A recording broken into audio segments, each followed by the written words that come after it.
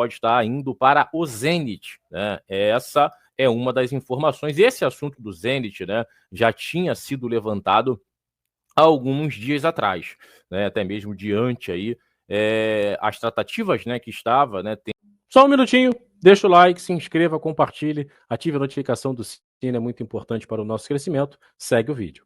Pode estar indo para o Zenit, né? Essa é uma das informações. Esse assunto do Zenit, né, já tinha sido levantado há alguns dias atrás, né? Até mesmo diante aí as tratativas, né, que estava, né, tendo com o Gerson. O nome do Pedro foi ventilado, né, com uma possível ida também para o Zenit, né? E parece que agora ganhou bem mais força, né, após esse episódio aí da coletiva bombástica, né, do Felipe Luiz após a vitória do Flamengo diante do São Paulo no sábado, né, no Maracanã. Então parece aí que o Pedro vai buscar, né, uma rescisão amigável com o Flamengo e seguir o seu caminho, né? Eu acho que é a forma mais tranquila, né, de se estancar, né, esse assunto Pedro e Felipe Luiz, né? Principalmente as palavras, né, do Felipe na coletiva pós-jogo. Né? Então, acredito que esse é o caminho natural. Não acredito em reconciliação. Até gostaria que acontecesse. Acho o Pedro um jogadoraço, mas por tudo que foi dito, né, na coletiva, a forma que foi dita, não acredito nessa reconciliação. Não acho muito difícil. Acho muito difícil. Né? Acho muito difícil essa reconciliação acontecer, o Pedro permanecer no Flamengo, né, e as coisas realmente tomarem um caminho de paz, tranquilidade, o Pedro recuperar o seu grande futebol, né, voltar a ser um jogador realmente protagonista do ataque do Flamengo, um fazedor de gols, como ele sempre foi, né? Então acredito que possa ser o Zenit ou até outro clube, né? A gente está trazendo o Zenit porque parece que essa informação está bem quente, né? Parece que o Zenit também quer levar o Pedro após ter levado o Gerson, né, para jogar lá nas competições russas, né? Então vamos aguardar, né, as cenas dos próximos capítulos. Agora, vai continuar pegando muito fogo, né, esse Flamengo, né? Você não tem a dúvida, né? Até espero, de repente, até uma fala do Pedro durante essa semana, né? Não sei se o staff do Pedro vai, né, colocar o Pedro nessa situação, até para falar ao lado dele, né? Nós temos a versão do Felipe Luiz, né? Não estou aqui querendo desacreditar ninguém, mas sempre tem os dois lados da história, né? Tem um lado da história do Felipe, tem um lado da história do Pedro, né? Então vamos ver se o Pedro, né, de certa maneira, vai querer se colocar nessa situação de trazer também, né, o seu ponto de vista, né? O que de fato aconteceu, né, na sua visão, né? Não só da visão do Felipe Luiz, né? Meu parceiro, minha amiga Irenice, minha companheira, tá aí com a gente. Bom dia, Léo. Que segunda-feira maravilhosa. Amém, amém, amém. Maravilhosa, de fato. Saúde, né? Vamos para cima. Uma boa semana para você.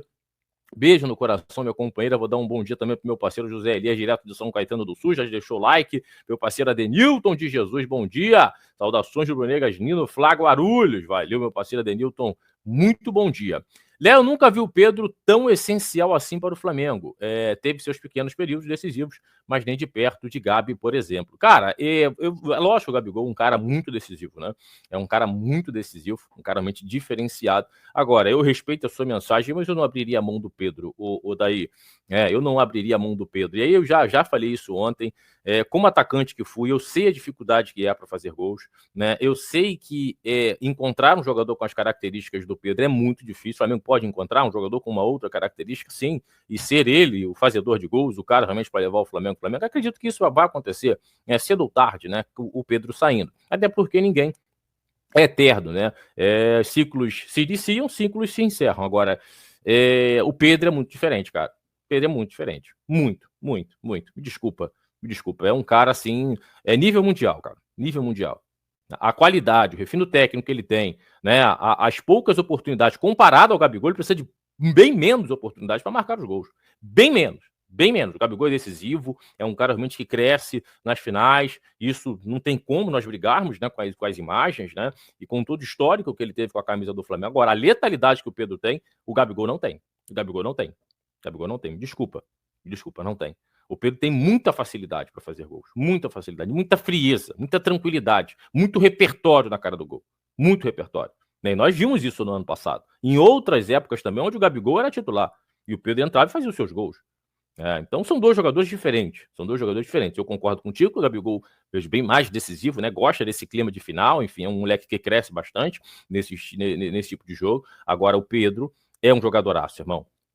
É um jogadoraço, é um jogadoraço. O Real Madrid não quis contratá-lo quando ele estava no Fluminense à toa, né? Foi lá para a Fiorentina, acabou não acontecendo, seleção brasileira, né? E o refino que o Pedro tem ali na frente é algo realmente surreal, cara. Surreal. É um jogador alto, coordenado, com muita técnica, a tabela dele com ele não morre, a tabela com ele não morre, pode tabelar com ele que a tabela vai sair redondinha, redondinha, né? Enfim, tem muitos golpes, né? Tem muitos golpes ali na cara do gol. Enfim, agora são dois grandes atacantes, né? Gabigol e Pedro. São dois grandíssimos atacantes. Dois grandíssimos atacantes. Os dois podem jogar juntos tranquilamente. Né? Como já jogaram, né, no Flamengo, então. Eu não abriria a mão do Pedro, agora é futebol, né, cara? É futebol daí. É futebol. Quem tá no comando é o Felipe Luiz. Né? Essas situações que aconteceram, né? Até mesmo o professor levantando, batendo muito nessa tecla. Eu tinha escutado, né, falar sobre a diretoria, mas não me aprofundei, né? O professor trazendo isso também, acabou também me fazendo refletir um pouco, né? Refletir um pouco no sentido de que vai além do campo, né? E aí, quando vai além do campo, né, Odair, acaba as coisas sendo bem complicadas, né? Para o atleta, principalmente, administrar e dentro do campo performar, né? Meu parceiro J. Batista, bom dia, Léo. Diretoria gosta muito de muita nota, né? Ontem disponibilizaram uma sobressaída de jogadores com as cadeiras das contratações. Já temos um excelente elenco, mas precisamos de chegadas de bons jogadores, meu camarada J. Batista. Qualquer elenco precisa, né? Qualquer elenco precisa de boas contratações, de boas chegadas, né? Para que realmente o Flamengo consiga contratar. Eu vejo a necessidade, né? Eu vejo a necessidade de um substituto para o Arrascaeta, né? Um cara para chegar e brigar, né, com o Arrascaeta pela titularidade desse meio-campo do Flamengo. Um jogador com essa característica de criador, de pensador, de articulador, né? Um cara realmente para centralizar esse jogo do Flamengo, para atrair o adversário, né, para o centro do campo e aí achar esse jogo lateral. O Flamengo tem jogadores realmente de muita capacidade pelos lados, né, pelos corredores, né, laterais, atacantes, né? Então eu vejo a necessidade do Flamengo ir ao mercado. Há muito tempo eu já bato nessa tecla, o J. Batista, de buscar um jogador realmente um 10, né? Um cara para pensar, para articular, para ser ele o cara realmente a fazer esse jogo fluir, né, e a distribuir por dentro, por fora, por cima, enfim, entre linhas, né, nas movimentações, enfim, entrando também como elemento surpresa. Então eu vejo a necessidade. E bons jogadores sempre serão bem-vindos, né, J. Batista? Sempre serão bem-vindos, né? Jogadores de qualidade, jogadores realmente que a probabilidade deles acontecerem, né, com a camisa do Flamengo, sempre serão bem-vindos, você não tenha dúvida disso, né? Meu camarada Anderson Belmiro, bom dia, meu parceiro Anderson, seja bem-vindo, irmão. Bom dia, amigo Léo. Que papelão do Pedro, hein? Ontem o Richarlison na Globo disse que ele já tinha ouvido que o Pedro não gosta de treinar, dá migué. Aí meu parceiro Anderson, né? Isso só o atrapalha, né?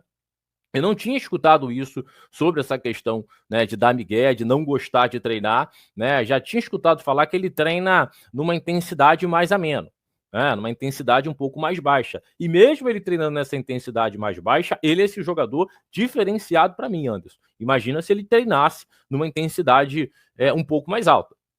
Uma intensidade realmente que ele possa suportar, né? E até mesmo, vamos dizer assim, dentro de campo, né, ser muito mais intenso, né? Eu acho que ele seria muito mais do que ele é hoje. E para mim é um grande atacante. Para mim é um grande atacante. Então, volto a dizer, ele treinando uma intensidade mais baixa, ele foi para uma seleção, ele fez muitos gols na temporada passada, em outras temporadas também. Imagina ele realmente treinando numa alta intensidade, sendo constante, né? E aí fica, né, a dica para o Pedro. Quem sou eu para dar um conselho, né? Conselho, se fosse bom, não se dava, vendia. Mas fica aqui, né? Meu irmão, treina pra caramba. A vontade de se preparar tem que ser maior do que a de jogar. Eu li isso no livro do Bernardinho e eu trouxe para minha vida profissional. Eu trouxe para minha vida profissional. Eu treinava pra caramba, irmão. Eu joguei muito a minha carreira. Eu sempre falo isso, não tenho vergonha nenhuma de falar. Eu me tornei atleta profissional muito pela minha capacidade física.